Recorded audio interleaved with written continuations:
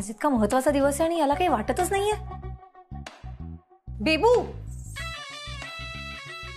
बेबू बेबू चल ना, उठ ना लवकर. कार्तिक झाली का तुझी दिवसाची सुरुवात? तुला किती वेळा सांगितलंय, जोपर्यंत माझी झोप पूर्ण होत नाही तोपर्यंत मला नाही उठवायचं. कार्तिक, तू आयुष्यभर झोपा काढल्यात ना, म्हणून तुझ्या स्वतःच्या घरामध्ये तुझी ही अवस्था झाली. बेबू प्लीज उठ ना लवकर, तुला माहितीये ना किती महत्वाचा दिवस आहे. चल ना, उठ उठ उठ. हा आज महत्वाचा दिवस आहे. आज तू सांगणारच नाही का दीपिका आणि दादाचं लफडं तुझ्या घरी, ते लव्ह लेटर देऊन? मग चल ना लवकर प्लीज, नाहीतर भाऊजी आपल्या आधी पोहोचतील. अरे तो असा कसा पोचेल? नाही पोचणार तो, टेन्शन नको घेऊस. 10 मिनिटं जरा झोपतो. उठ उठ उठ. बेबू, तुला माहितीये ना या दिवसाची मी किती वाट पाहिली होती. दीपूने माझ्यावर जो अन्याय केलाय ना, त्याचा बदला कधी आणि कसा घेऊ शकेन याचाच विचार करायचे रे. आणि आज तो दिवस आलाय बेबू, आज तो दिवस आलाय. या सगळ्या गोष्टींचा ना जाब विचारण्याचा दिवस आलाय. याची संधी नाही सोडणार बेबू. बाबांची तत्व आणि संस्कार मिरवणारी त्यांची लाडकी दीपू आहे ना, किती लफडेबाज आहे ना, हे मी आज पुराव्यानिशी सिद्ध करणारे बाबा आहे. मग मला बघायचं मला जो न्याय मिळाला ना, तोच न्याय दीपूला मिळतो का? आणि तुझ्या बाबांना हेही विचार, कार्तिकला वेगळा न्याय आणि इंद्रजितला वेगळा न्याय का? आता कशी शोभतेस माझी बायको. चल ना लवकर, चल ना. तू मिळास का? चल चल चल चल ना. बापरे, मला आज उठायला जरा उशीरच झाला रे सत्तू. बरं नाश्ता काय करू, काय खायचंय तुला? नाही काकू, मी आज ना हे खाणार आहे, मलाई. आणि सगळ्यांसाठी मलाई घेऊन आलोय, आपण सगळ्यांनी मलाईच खाऊया. चल सत्तू पटकन. कुठे चालला? मला जरा घाई आहे, चल ना. अरे थांब ना, एवढं संपवतो, चड्डी बदलतो, लगेच येतो. सत्तू एक काम कर, तू चल आता. पॅन्ट आपण तुझ्यासाठी खरेदी करू बाहेर. 10 मिनिटं दे ना, फक्त चड्डी बदलतो आणि येतो. सत्तू यार ऐक ना, मला खरंच लेट होणार आहे, मी निघतो. 1 मिनिट, काय आहे तुला घाई, काय आहे एवढी? आता दीपिका बरी झालीये ना. हे बघ, आता स्वतःच्या खाण्यापिण्याकडे दुर्लक्ष करायचं नाहीये. आई ऐक ना, खरंच ऍक्च्युली डॉक्टरांनी दीपिका मॅडम साठी हाताचा काही व्यायाम सांगितलाय आणि तो मला करून घ्यायला सांगितलाय, म्हणूनच मी जातोय. आणि मॅडमच्या औषधांचंही बघायचंय. 2 मिनिटं आलो मी. ऐक ना, उशीर होईल सर. तू सॉरी, मला जावं लागेल. आई बाय. इंद्रा काय हो, कुठे स्वारी? कुठे निघाला? सासूबाई, बाहेर जाताना कुठे चाललाय असं विचारायचं नसतं. एवढी साधी गोष्ट तुम्हाला नाही माहिती? सानिका, तू विसरली असशील म्हणून तुला एका गोष्टीची आठवण करून देते.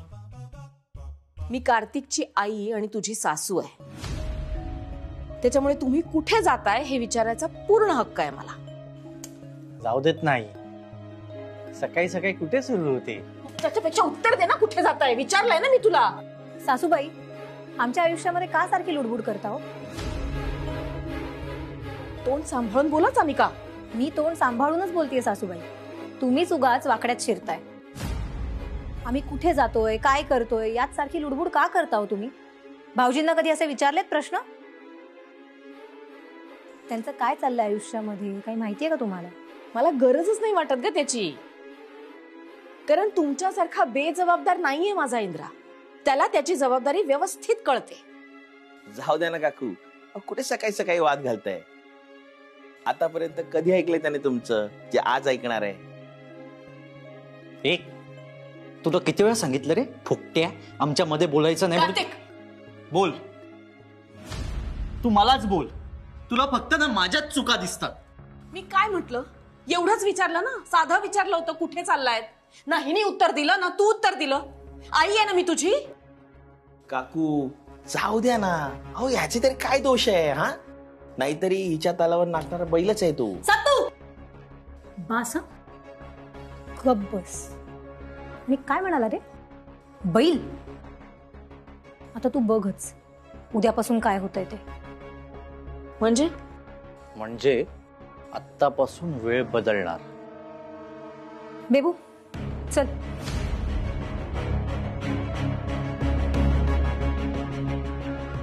बैल काय?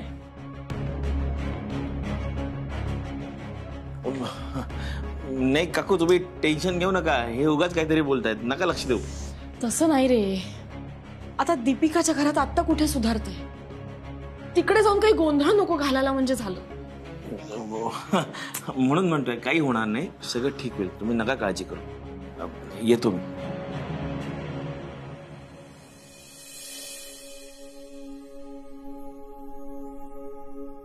बाबा चहा.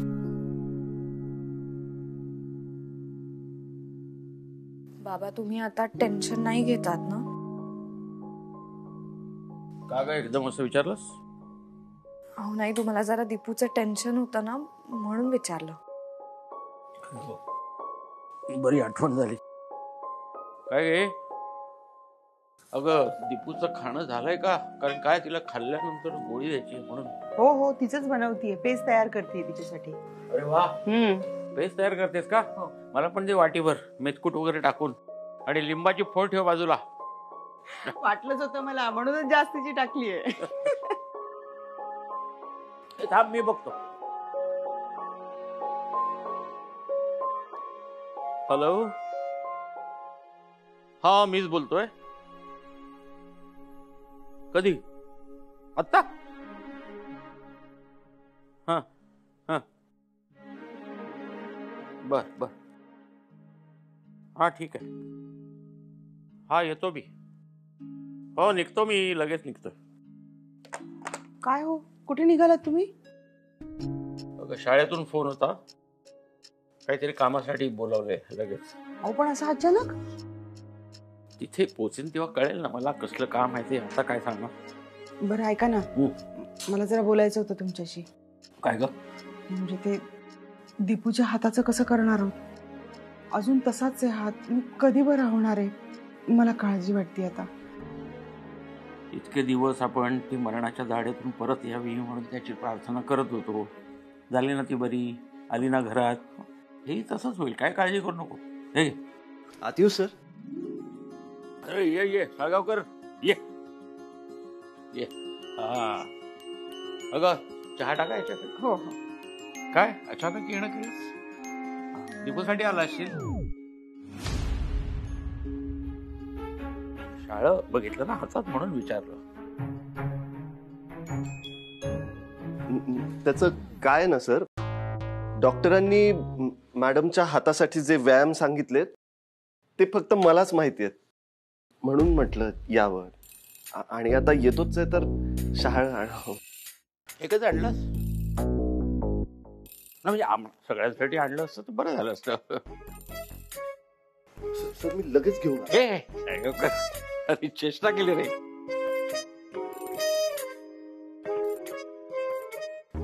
दे तू दे. साळगावकर एक विचारतो, तुझी आणि दीपूची मैत्री कधी आणि कुठे झाली? सांग. तुझी आणि दीपूची मैत्री कधी आणि कशी झाली?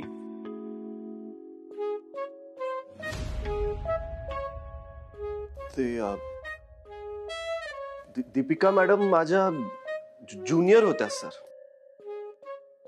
मी माझ्या मुलींना माझ्या शाळेत कधीच शिकवलं नाही. हो ऑफकोर्स. त्या माझ्या ज्युनियर ट्युशन मध्ये होत्या. शिकवणीला मी जायचो तिथे.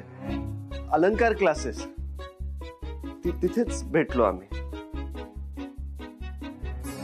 तुला मी कधीच कुठल्या शिकवणीला पाठवलं नाही. सांग कशी झाली मैत्री?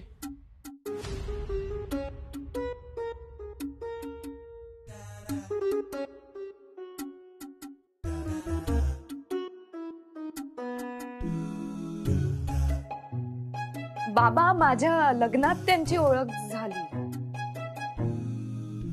माझ्या लग्नात साळगावकरांनी किती मदत केली ना आपल्याला. तेव्हा पहिल्यांदा भेटले. हो ना? हो हो, तिथेच आमची ओळख झाली, अजून चांगली. लग्न.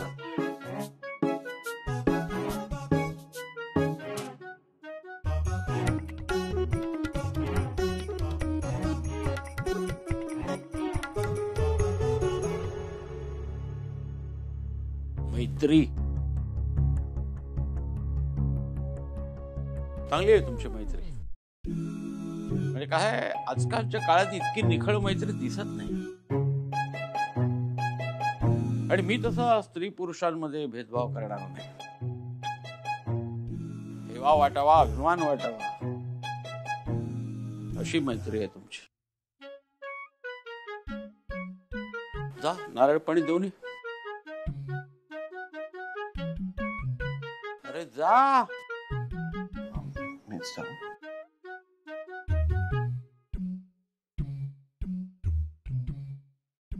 मी आलो शाळेत जाऊन.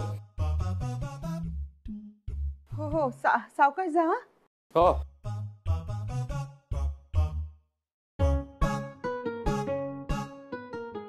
साळगावकरांचा चेहरा बघितलास, बघण्यासारखा झाला होता. आपलं पण. बाबा बघ ना, मुद्दाम त्याची चेष्टा करत होते. हा, बाबा डेंजरच आहेत ग. तरी नशिबा त्यांना अजून काही कळलं नाहीये. पण दीदी, जेव्हा बाबांना हे सगळं खरं कळेल तेव्हा काय होईल ग?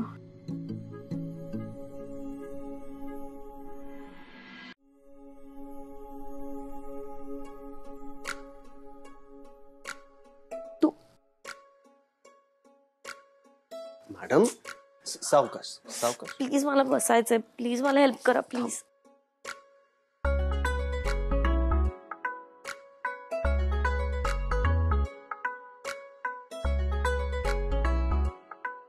तुम्ही कधी आलात? हा, आणि मला सांगा बाहेर काय चालू आहे? बाबा काय बोलताय? एक तर ना तुम्ही इथे यायला नाही पाहिजे, कारण मला आधीच आईने सांगितलं होतं की नजरेत येईल असं वागू नका. तुम्ही इथे येणं थांबवणं पाहिजे. Madam relax. हो काय रिलॅक्स? आता बाबांनी पाहिलं तर का? मॅडम शांत व्हा, तुम्ही शांत व्हा आधी. आणि कोणाच्या नजरेत येईल असं आपण काही चुकीचं करत नाही आहोत. काय बोल? आता सगळ्यात महत्वाचं आहे तुमची तब्येत, आणि ती बरी व्हावी म्हणूनच मी इथे आलोय. आणि देशपांडे सर किंवा मालती काकू यांच्यापैकी कोणालाही माझ्या इथे येण्याचा आक्षेप नाहीये. म्हणजे देशपांडे सर आता मला स्वतःच म्हणाले, आज जा आणि दीपूला नारळ पाणी दे. मॅडम, डॉक्टरने काय सांगितलंय? ताण घ्यायचा नाही. आणि तुम्ही बघा किती ताण घेताय. पण इंद्राज. Madam relax. अवघड गोष्टी सोप्या होणार, पण तुम्ही असं टेन्शन घेऊ नका. आणि तुम्हाला सांगू, देशपांडे सर जरी आत्ता इथे आत आले ना तरी ते काहीही म्हणणार नाही. माहितीये का? कारण देशपांडे सरांना कळलंय की आपल्या दोघांमध्ये छान मैत्री आहे. खरंच? हो, अगदी खरंच मॅडम. म्हणून मॅडम तुम्ही आता लवकरात लवकर बऱ्या आहात, म्हणजे देशपांडे सरांना आपण आपल्या प्रेमाबद्दल सांगूया. मॅडम, आणि अजून एक गोष्ट, हॉस्पिटलमध्ये आपण तसे जवळ होतो, एकमेकांपासून खूप दूर होतो असं मला वाटत होतं. म्हणून आता ती वेळ भरून काढण्यासाठी मी शक्य तितका जास्तीत जास्त वेळ तुमच्यासोबत घालवणार आहे, म्हणजे प्रयत्न करणार. खूप त्रास झाला ना तुम्हाला माझ्यामुळे? मॅडम, त्रास व्हायचा असता तर मी प्रेमच केलं नसतं ना. प्रेम असल्यामुळे मोठ्यात मोठ्या संकटांनाही सामोरं जायचं बळ मिळालं. घ्या, हे असं होतं, तुम्ही माझ्याशी बोलत राहता, मग मी तुमच्यात हरवून जातो आणि ज्या कामासाठी आलोय तेच विसरून जातो. आता काय काम आहे? हे नारळ पाणी प्यायचंय. मॅडम, आधी नारळ पाणी प्यायचं, मग थोडा व्यायाम करायचा हाताचा, मग काहीतरी खाऊन औषधं घ्यायची आणि थोडंसं चालायचंय. थोडीशी एक्सरसाइज आणि मग पुन्हा आराम करायचा. आरामच करते. करेक्ट आहे, पण त्याच्यावर अजून थोडा आराम करायचा म्हणजे लवकर रिकव्हर व्हा. घ्या.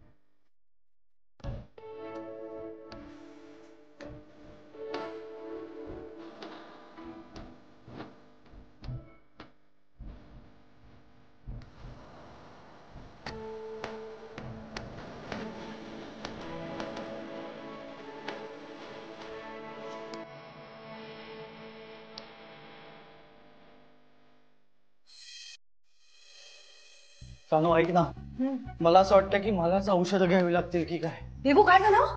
काय झालं काय? तुझ्या बाबांनी कुठे घर घेतलंय यार? साधी लिफ्ट पण नाही, किती जिने चढावे लागतात. मला दम लागतो आणि मग तलप लागते. काय लागते? तहान लागते. मूर्खपणा बंद कर, चल लवकर. ऐक ना सानू, ऐक ना, मी इथेच थांबतो, तू जा ना यार. देबू असं नको ना करू प्लीज. तुझ्या लक्षात आहे ना आपण कशासाठी आलो? माझ्या लक्षात आहे, तुझ्या लक्षात आहे ना.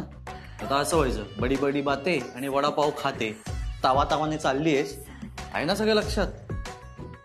बेबू तू आज बघच, मी बाबांना कसा जाब विचारते. नेहमीसारखी माती खाऊ नको म्हणजे मी. झालं, चल गप्पपणे.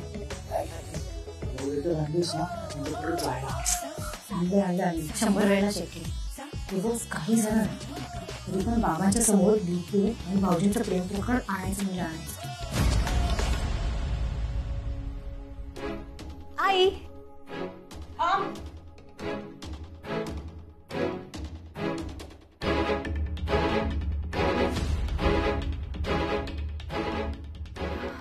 दीदी कशी आहेस? अगं तुम्ही दोघी अशा दारात का उभ्या आहेत? रस्ता सोडा ना, मला आत येऊ द्या. सानिका कार्तिक साळगावकर, तू या घराच्या चौकटीच्या आत पाऊल टाकायचं नाहीस.